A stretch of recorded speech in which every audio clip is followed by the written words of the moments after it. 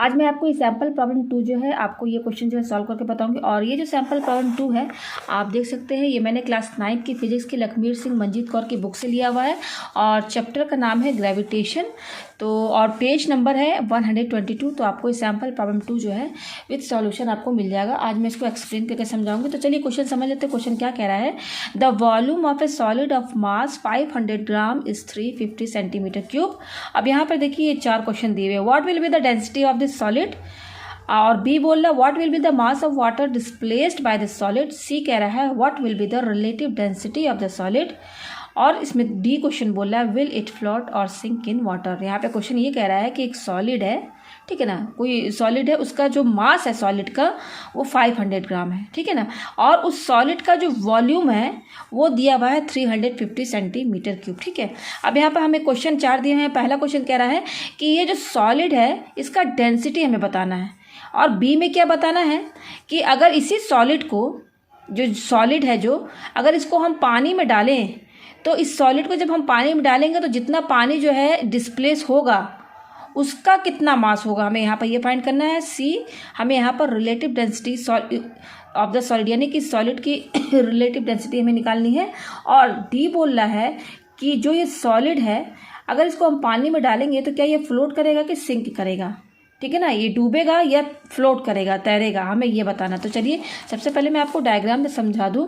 यहाँ पर सॉलिड बोल रहा है, सॉलिड समझ लीजिए कोई ऑब्जेक्ट है जो कि सॉलिड है बिल्कुल, ठीक है ना, सॉलिड का है।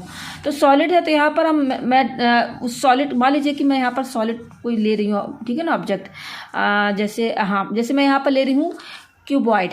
आपने 9th में मैथ्स में क्यूबॉइड पढ़ा है ना, क्यूबॉइड एक बॉक्स के फॉर्म में रहता है ना। क्यूबॉइड किसे कहते हैं, जिसका लेंथ ब्रेथ हाइट जो है इक्वल नहीं रहता है, ठीक है ना।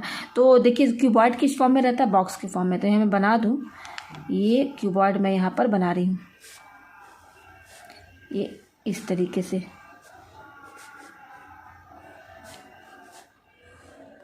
ये रहा मेरा क्यूबॉइड, ये क्यूबॉइड है हमारा, ठीक है ना, ठीक है। यही सॉलिड है, ये जो क्वेश्चन बोल रहा है ना, यहाँ जो लिखा है द वॉल्यूम ऑफ सॉलिड, तो यही सॉलिड है हमारा। ये क्या है मेरा, ये मेरा सॉलिड है, कोई ऑब्जेक्ट है सॉलिड के फॉर्म में है, ठीक है ना, ये सॉलिड हो गया हमारा, ठीक है।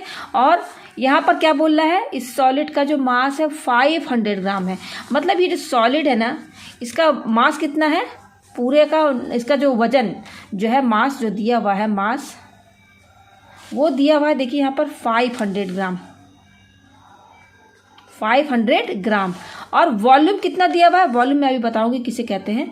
वॉल्यूम इस सॉलिड का, ये जो सॉलिड है ना, इसका वॉल्यूम कितना दिया हुआ है, वॉल्यूम ऑफ सॉलिड वो दिया 350 सेंटीमीटर क्यूब, 350 सेंटीमीटर क्यूब, ठीक है ना। तो अब तो देखिए यहाँ मास तो आपको समझ में आ रहा है। मान लीजिए कि ये सॉलिड है और यही सॉलिड है और इसका वजन जो है 500 ग्राम है, मास इसका।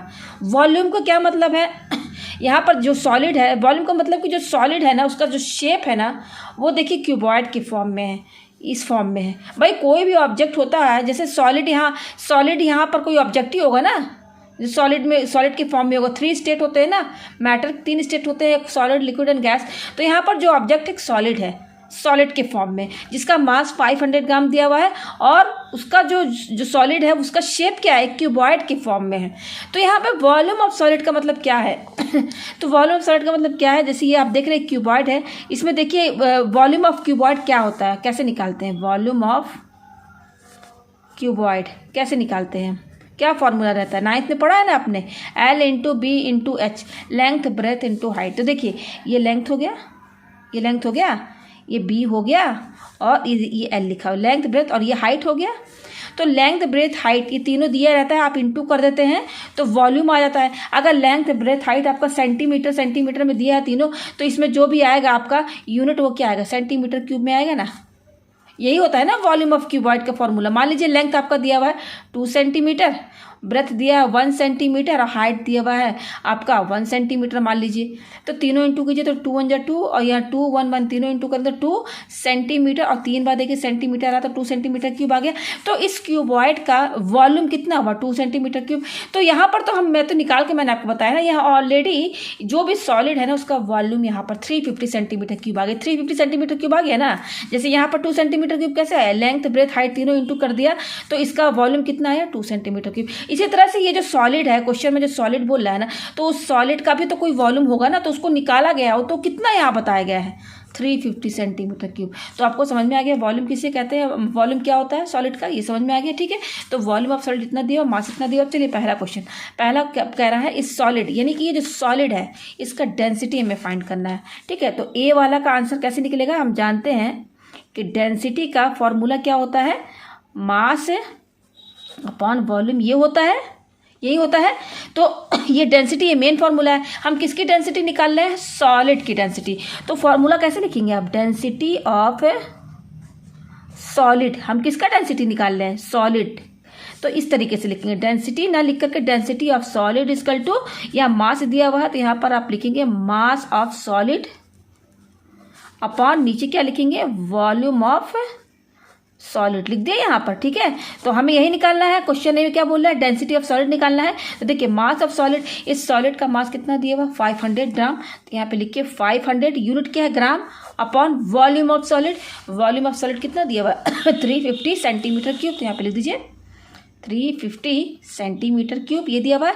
अब इसको सॉल्व कीजिए, देखिए ये एक 0 और ये 0 कैंसिल, अब ये 5 से दोनों कट जाएगा, तो 5 10 जा 50 और 5 7 जा 35, ये हो गया। अब क्या आया हमारे पास 10/7, और देखिए यूनिट कैसे बनेगी, ग्राम, और ये डिवाइड में है तो पर सेंटीमीटर क्यूब, ये आया।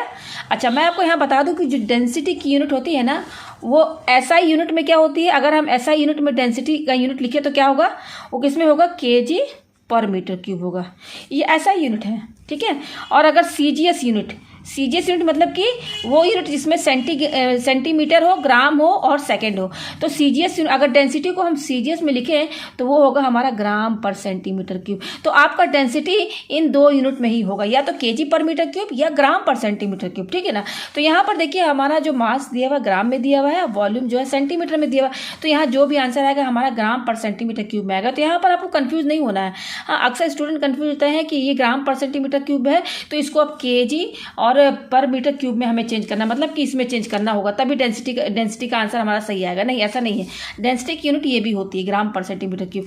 ठीक है, तो इसमें आपको कंफ्यूज नहीं होना। तो ये हमारा देखिए डेंसिटी कितना है 10/7 ग्राम पर सेंटीमीटर क्यूब। अब इसको डिवाइड कर लेते हैं, चलिए 10 है और यहाँ 7 दिया हुआ है, 7 1 जा 7 ठीक है, 10 में 7 गया 3, एक पॉइंट लगा के 0 लगाइए, फिर कितने टाइम जाएगा, 7 4 जा 28, 10 में से 8 गया, क्या बचा 2 बचा, अगेन 0 लगाइए, फिर क्या होगा 7, ये हो जाएगा हमारा 7 2 जा 14, यस हो गया। तो हम बस ये आई तो कटने वाला तो है नहीं, तो 1.42 हम यही लेकर चलेंगे। ठीक है, तो यहाँ पे डिवाइड किया इसको तो कितना आया 1.42 ग्राम पर सेंटीमीटर क्यूब। ये हमारा बता रहा है डेंसिटी, जो सॉलिड है उसकी डेंसिटी कितनी आई 1.42 ग्राम पर सेंटीमीटर क्यूब। ये आ गया। अब बी क्या बोल रहा है What will be the mass of water displaced by this solid? आप बोल रहे हैं कि जो सॉलिड है ना हमारा, ये जब हम इसको पानी में डालेंगे तो पानी में जब आप इसको डालेंगे तो जितना जो पानी इस बॉक्स की जगह पर होगी, जो पानी ऑलरेडी पहले था तो इस बॉक्स के आने के बाद वो उतना पानी क्या हो जाएगा, डिस्प्लेस हो जाएगा, हट जाएगा। मैं आपको यहाँ पर समझा दूँ इस क्वेश्चन बी का क्या मतलब है। यहाँ पर जैसे मान लीजिए कि ये हमारा कोई बीकर है, ठीक है ना, ये हमारा बीकर है, मान लीजिए भरा हुआ है पूरा, ठीक है, भरा हुआ है, ये पानी से भरा हुआ है। अब इसी में हम ये सॉलिड डाल रहे हैं 500 ग्राम का, हमने डाला, मान लीजिए डाल दिया, ये डाल दिया, ठीक है ना, यही हमारा सॉलिड है। ठीक है, ये जो 500 ग्राम का है, कितने ग्राम का 500 ग्राम का, तो ये पूरा भरा हुआ है, ठीक है ना, पूरा भरा हुआ। अब भरे हुए आप बीकर में कोई भी चीज़ डालेंगे, ये देखिए 500 ग्राम यानी कि आधा केजी का है ये, ठीक है, तो ये क्या होगा, डालने पर पानी गिरेगा कि नहीं। मान लीजिए हम यहाँ पर कोई दूसरा बीकर रखते हैं, ठीक है, और यहाँ पर यहाँ पर ये दिया हुआ है, यहाँ से पानी गिर रहा है, जैसे ये पूरा पानी भरा हुआ है, उसमें आप ये सॉलिड डालेंगे तो पानी यहाँ से गिरेगा कि नहीं, गिरेगा ना। मान लीजिए वो पानी यहाँ पर ये गिर के यहाँ पर देखिए यहाँ से गिरना शुरू हुआ, ये गिर के इसमें ये बीकर में आ गया, ठीक है ना। तो इसके पहले जब ये सॉलिड हमने नहीं डाला था तो इसकी जगह पर पानी ही था, इसके पहले जब ये सॉलिड नहीं डाले थे तो इसके पहले क्या था, पानी था। लेकिन जब हमने इसमें सॉलिड डाला तो इसके जगह जो पहले जो पानी था उतना पानी तो बाहर आ गया ना, गिर गया ना। तो ये जो पानी जो बाहर जो इसी को कहा गया है डिस्प्लेस्ड वाटर। जो इसकी जगह पहले जो वाटर था जो इसको डालने के बाद हट गया, वहाँ से जो निकल गया बाहर, वही इसी को कहा गया है डिस्प्लेस्ड वाटर। डिस्प्लेस्ड वाटर, ठीक है, डिस्प्लेस्ड वाटर। तो इसमें क्या बोल रहा है, what will be the mass of water displaced by this solid. तो जो वाटर डिस्प्लेस हुआ है ना, जैसे ये जो पानी निकला है ना, तो इसका हमें मास बताना है, इसी वाटर का जो निकला है डिस्प्लेस हुआ, इसका हमें मास बताना है, ठीक है। तो अब देखिए यहाँ पर हमें क्या निकालना है, मास ऑफ वाटर। क्या निकालना है हमें, मास ऑफ वाटर। कौन सा, जो वाटर डिस्प्लेस हुआ है, मास ऑफ वाटर हमें ये निकालना है। तो इसको कैसे निकालेंगे, इसको भी हम डेंसिटी के फॉर्मूले से निकालेंगे। हम जानते हैं कि डेंसिटी क्या होता है, मास अपॉन वॉल्यूम। ये होता है, यही होता है, यही मेन फॉर्मूला है ना, हमने यही बताया ना पहले। ये देखिए ये मेन फॉर्मूला है। अब हम यहाँ पर देखिए हमें क्या निकालना है, मास ऑफ वाटर। तो अच्छा देखिए, डेंसिटी तो हम हर चीज़ का निकालते हैं, डेंसिटी ऑफ वाटर की भी डेंसिटी निकालते हैं। और यहाँ पर जो आपका हनी होता है उसका भी डेंसिटी निकाला जाता है, पेट्रोल की भी डेंसिटी निकाली जाती है। तो उसी तरह से वाटर की भी डेंसिटी वो निकाली जाती है। तो हम यहाँ पर क्या करेंगे, वाटर की डेंसिटी, अगर हमें वाटर की डेंसिटी निकालनी है तो फॉर्मूला कैसे बनेगा, डेंसिटी ऑफ, जैसे यहाँ पर हमने सॉलिड की डेंसिटी निकाली थी तो मैंने क्या बताया था, डेंसिटी ऑफ सॉलिड यहाँ पर लिखेंगे, सब में आप सॉलिड ऐड कर देंगे, ठीक है। तो यहाँ पर हम क्या करेंगे, वाटर की डेंसिटी निकालें तो फॉर्मूला क्या बनेगा, density of a water equal to क्या होगा, mass of a water upon volume of water, यही ना होगा, वॉल्यूम ऑफ वाटर। हमें क्या निकालना है, देखिए हमें मास ऑफ वाटर चाहिए था तो इसके लिए हमने डेंसिटी वाला ये फॉर्मूला लगाया। तो हम वाटर का डेंसिटी का फॉर्मूला ये बन जाएगा, तब density of water equal to mass of water upon volume of water. तो इसको अब देखिए यहाँ से आप यहाँ इसको अपॉन 1 कर दीजिए, तो क्रॉस मल्टीप्लाई कीजिए। तो यहाँ से मास ऑफ वाटर का क्या फॉर्मूला बनेगा, mass of water equal to क्या हो जाएगा, density of water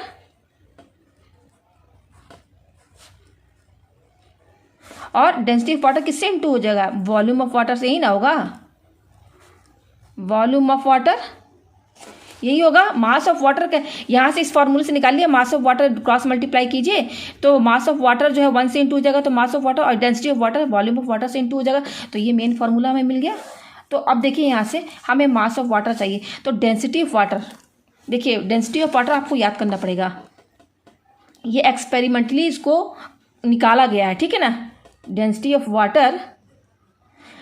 of water अगर आप kg पर मीटर क्यूब में लिखना चाहेंगे तो वो होगा 1000 kg पर मीटर क्यूब, अगर डेंसिटी ऑफ वाटर kg पर मीटर क्यूब में लिखना चाहते हैं। और अगर आप CGS में लिखना चाहते हैं, मतलब कि ग्राम में लिखना चाहते हैं, ग्राम पर सेंटीमीटर क्यूब में, तो वो होगा 1 ग्राम पर सेंटीमीटर क्यूब। ये डेंसिटी ऑफ वाटर है, इसको एक्सपेरिमेंटली जो है निकाला गया है और ये एकदम कैलकुलेटेड वैल्यू है, ठीक है ना। ये एकदम एग्जैक्ट वैल्यू निकाली गई है, इसको एक्सपेरिमेंट करके निकाला गया है। तो ये आप याद कर लीजिए कि डेंसिटी ऑफ वाटर कितनी होती है, अगर kg पर मीटर क्यूब में होगी तो 1000 kg पर मीटर क्यूब, और अगर ग्राम पर सेंटीमीटर में क्यूब होगा तो 1 ग्राम पर सेंटीमीटर क्यूब। तो ये आपको समझ में आ गया तो ठीक है। तो यहाँ देखिए डेंसिटी ऑफ वाटर, यहाँ पर जो भी हमारा आंसर आया है वो किस में आया है, ग्राम सेंटीमीटर में आया है, यहाँ पर मास भी ग्राम में है, वॉल्यूम सेंटीमीटर में है। तो हम यहाँ पर डेंसिटी ऑफ वाटर कौन सा लेके चलेंगे, ये वाला लेके चलेंगे, ठीक है। तो ये तो वैल्यू निकल गई, डेंसिटी ऑफ वाटर यहाँ पर पता चल गया। अच्छा, वॉल्यूम ऑफ वाटर आप कैसे निकालेंगे हम, तो यहाँ पर ध्यान दीजिएगा,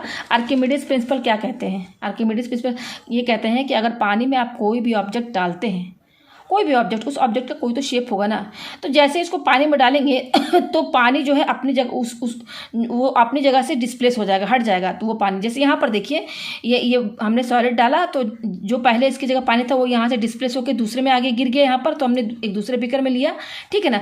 तो आर्किमिडीज प्रिंसिपल कहता है कि ये जो ऑब्जेक्ट जो सॉलिड है ना, इसका जो वॉल्यूम है और जो वाटर निकला है डिस्प्लेस हुआ है, उस वाटर का जो वॉल्यूम दोनों सेम होगा, ये आर्किमिडीज प्रिंसिपल कहते हैं। और ये एक्सपेरिमेंटली जो है एक्सपेरिमेंट करके भी देख लिया गया है, ठीक है ना। तो आप इतना बस समझ लीजिए कि आर्किमिडीज प्रिंसिपल ये कहते हैं कि अगर कोई भी ऑब्जेक्ट को हम वाटर में डालेंगे तो जो वाटर डिस्प्लेस होता है ना उस ऑब्जेक्ट को डालने के बाद, तो उस डिस्प्लेस वाटर का वॉल्यूम और जो ऑब्जेक्ट डाला गया है उसका वॉल्यूम दोनों सेम होगा। तो कहने का मतलब ये है, according to according to Archimedes principle volume of solid equal to volume of water, यही तो होगा ना, मैंने आपको सब समझा दिया। तो देखिए वॉल्यूम ऑफ सॉलिड तो दिया हुआ है क्वेश्चन में ही 350 सेंटीमीटर क्यूब, तो वॉल्यूम ऑफ सॉलिड कितना दिया हुआ है 350 सेंटीमीटर क्यूब, तो ये दिया हुआ है। और ये यहाँ पर वॉल्यूम ऑफ वाटर आप लिख दीजिए। तो आर्किमिडीज प्रिंसिपल की हेल्प से हमें यहाँ पर वाटर का वॉल्यूम पता चल गया। वो क्या होगा, जो सॉलिड का वॉल्यूम है वही तो होगा ना। जो भी ऑब्जेक्ट का जो भी शेप होगा, अगर उसका जो भी वॉल्यूम होगा उतना ही वॉल्यूम का तो पानी डिस्प्लेस होगा ना। तो यहाँ पर हमें वॉल्यूम ऑफ वाटर भी पता चल गया 350 सेंटीमीटर क्यूब। तो हमें मास ऑफ वाटर चाहिए, तो डेंसिटी ऑफ वाटर भी हमें पता चल गया, वो क्या है, ये है 1 ग्राम पर सेंटीमीटर क्यूब। और वॉल्यूम ऑफ वाटर हमें ये मिल गया ये। तो अब यहाँ पर निकाल लीजिए आप मास of water. Mass of water क्या होता है, density of water. Density of water क्या है, ये है 1 ग्राम पर सेंटीमीटर क्यूब, ये लेंगे हम, इनटू इसकी जगह लिख दिया density of water into volume of water. तो वॉल्यूम ऑफ वाटर देखिए किसके बराबर है 350 सेंटीमीटर क्यूब, यही हो गया। ठीक है, तो अब देखिए सेंटीमीटर क्यूब यहाँ पर ऊपर है और ये बाई में है सेंटीमीटर क्यूब, तो ये तो कैंसिल। तो क्या बच रहा है 1 × 350 कितना होगा 350, और क्या बच रहा है ग्राम। तो भाई मास ऑफ वाटर, मास किस में होता है, या तो ग्राम में होता है तो केजी में, तो ये आ गया। कहने का मतलब है कि ये जो मास बता रहा है ना, मास ऑफ वाटर किसका बता रहा है, ये जो निकला है ना, पानी डिस्प्लेस हुआ है सॉलिड को डालने के बाद, तो जो पानी निकला है डिस्प्लेस हुआ, उसी डिस्प्लेस वाटर का ये मास है। तो मास ऑफ वाटर जो आया है यहाँ पर, ये देखिए ये निकल गया हमारा। ठीक है, मास of water displace by the solid. अब देखिए सी क्या बोला, what will be the relative density of the solid. तो रिलेटिव डेंसिटी क्या बोल रहा है, रिलेटिव डेंसिटी हमें निकालना है सॉलिड का, किसका, सॉलिड का। ठीक है, तो रिलेटिव डेंसिटी का फॉर्मूला क्या होता है, मेन रिलेटिव डेंसिटी जो भाई रिलेटिव डेंसिटी किसी ऑब्जेक्ट का ही तो निकालेंगे ना। तो फॉर्मूला देखिए ऐसे बनेगा, relative density of object. Main formula देखिए ये, तो क्या होगा, density of object upon density of water, ये होता है मेन फॉर्मूला। अच्छा, ये मेन फॉर्मूला है। तो यहाँ पर हमारा ऑब्जेक्ट क्या है, सॉलिड है। तो अब हम इसको फॉर्मूला कैसे बनाएंगे, रिलेटिव डेंसिटी ऑफ सॉलिड। हमारा यहाँ ऑब्जेक्ट क्या है, सॉलिड है।